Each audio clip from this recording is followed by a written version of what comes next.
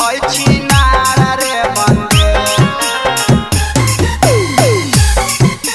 DJ विकास मटियार कला सीतामढ़ी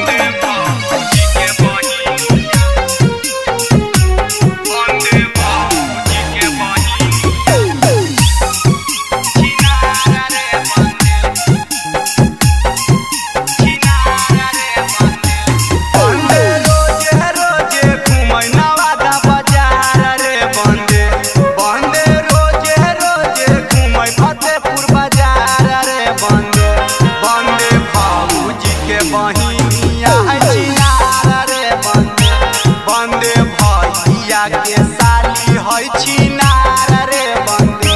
बंदे बरतिए संगे भागे लहल तैयार रे बंदे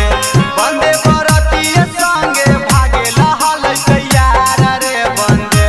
बंदे भौजी के बहिनिया है छिनार रे बंदे बंदे भैया के साली होय छिनार रे बंदे डीजे विकास मटियार कला सीतामढ़ी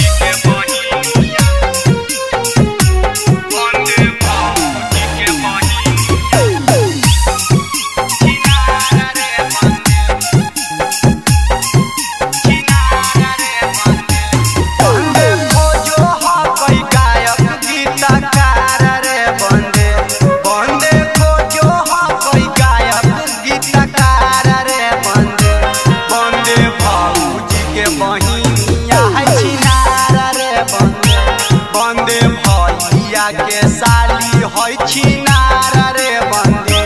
बंदे खोजो होय नीति सवे जस भातार रे बंदे बंदे खोजो होय अमरदीप पे जस भातार रे बंदे